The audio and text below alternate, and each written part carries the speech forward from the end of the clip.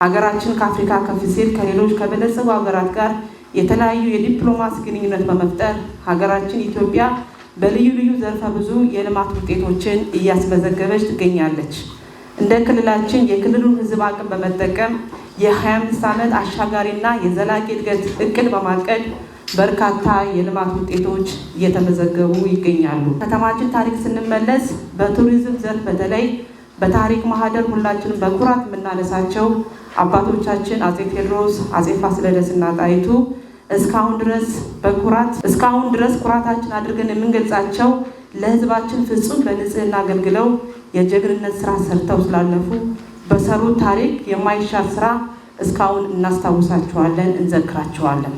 ቀጣይም ታሪካቸው ብሩህ ሆኖ ይቀጥላል። ታሪክን ለማስታወስ ሳይሆን በትላንት ታሪክ ሳንታጠር በዛሬ ማንነታችን ታሪክን መጻፍ ማንበብና መተረክ ብቻ ሳይሆን እንደ ቀደምት አባቶቻችን ሆነን በንጽህናና በጀግንነት የከተማችን ህዝብ አገልግለን ታሪክን መድገም ይጠበቅብናል። ጎንደር ስማችን ከፍሎ ሲጠራ ሁሌም በምስል የሚታየው የህዝባችን የጎላ ታሪክ፣ ጀግንነት፣ ኢትዮጵያዊነት፣ አንድነት፣ ሚዛን ጠባቂነት፣ አብሮነትና መቻቻል፣ ህብረ ብሔራዊነትና አሸናፊነት ሁሌም የህዝባችን መለያ ስሞች ናቸው። ጎንደር አይደለም መሪ ሆኖ ማገልገል፣ በህዝቦች መካከል ነዋሪ ሆኖ መኖር ራሱ መመረጥና መታደልን ይጠይቃል። ስለሆነም የዚህ ባለ ደማቅ ታሪክ ህዝብ መሪ በመሆን የሰጠን ኃላፊነት እጅግ ከባድ ትልቅ መሆኑን ተረድተን ኃላፊነታችን በብቃትና ከየትኛውም አድሎና ብልሹ አሰራር በተለይ ከሌብነትና ስርቆት ከማስመሰል ወጥተን ራሳችን መሆን የምንናገረውን የምንተገብርና በጀግንነት የሰጠን ኃላፊነት በአግባቡ መወጣት ከሁላችን የሚጠበቅ ይሆናል። ባሳለፍናቸው ወራት ከተማችን ከወትሮ በተለየ ሁኔታ ደምቃና ተውባ ተመልክተናታል። ጎንደር በሀገረ ግንባታና ለህብረ ብሔራዊ አንድነት በሀገራችን ታሪክ ከ200 ዓመት በላይ መናገሻ ከተማ በመሆን ባደረገችው አስተዋጽኦ ሚዛን ላይ ስናስቀምጣት በሚገባ ደረጃ እንዳትቀመጥ እንዳትለማ ተደርጎ ቆይቷል።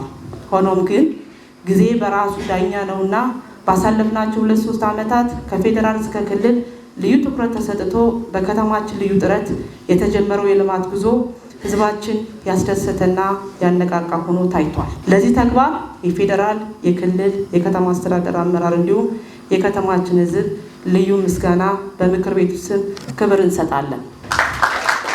ከዚህ በመነሳት ከተማችን ባሳለፍናቸው ወራት በርካታ ተግባራት የተከናወኑ ሲሆን ከነዚህ መካከል በጥሩ አፈጻጸም የምንመለከታቸው በኮሪደር ልማቱ የተከናወኑ ተግባራት የከተማችን ገጽታ በመልካም የቀየሩ መሆኑ፣ ሰላምን ለማስፈን የሚደረገው ጥረት ጅምሩ መልካም መሆኑን አይተናል። የተሰሩ የልማት ውጤቶች አሰራር ለመዘርጋት የተጀመረው ጅምር መልካም መሆኑ በተለይ የኮሪደር ልማት ላይ የተጀመረው ነገር በመልካም ተመልክተነዋል። የሞሰብ የአንድ ማዕከል አገልግሎት ግንባታውን ለማጠናቀቅ እየተሰራ መሆኑ በጥሩ አፈጻጸም ምክር ቤቱ ተመልክቷቸዋል። ይሁን እንጂ በተደጋጋሚ አሁንም ህዝቡ በቅሬታ ከሚያነሳቸው ችግሮች መካከል ከብዙዎቹ ጥቂቶቹን ዋና ዋናዎችን ለመግለጽ ያክል ልክ እንደ ልማቱ ትኩረት ተሰጥቶት በከተማ ደረጃ የመልካም አስተዳደር የህዝብ ጥያቄዎቻችን ከቀበሌ እስከ ከተማ በተደራጀ መልኩ እየተገመገመ በመምራት በኩል ችግር ያለበት መሆኑና ተገቢውን ትኩረት ያላገኘ ተግባር መሆኑን ምክር ቤቱ ተመልክቶታል። 2 አገልግሎት አሰጣጥ በተለመደ አሰራር መሄድና የተለየ ስልት ቀይሶ ወደ ስራ አለመገባቱና እየተገመገመ አለመመራቱ ይህንም እንደ ድክመት አይተነዋል።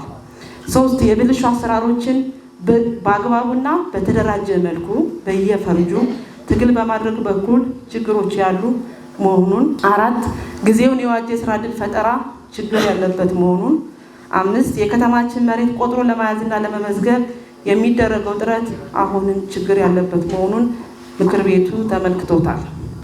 6 በከተማችን የባለ ሀብቶች ተሳትፎ በማህበራዊ ጉዳይ በሚጠበቀው ደረጃ አለመሆኑን ምክር ቤቱ ተመልክቶታል። ህዝቡ ከሚያነሳቸው ቅሬታዎች ከብዙዎቹ ጥቂቶቹ ናቸው። ስለሆነም የተከበረው ምክር ቤት ከላይ የተገለጹትን መልካም ጉዳዮች ላይ እውቅና በመስጠት ተጠናክረው እንዲቀጥሉ ማበረታታት፣ በሌላ መልኩ ደግሞ በተደጋጋሚ በምክር ቤት ተመክሮባቸው ባልተሰሩ ስራዎች ላይ ተገቢውን እርምትና ውሳኔ ለማስተላለፍ የተከበረው ምክር ቤት በጥልቀት እንዲመክር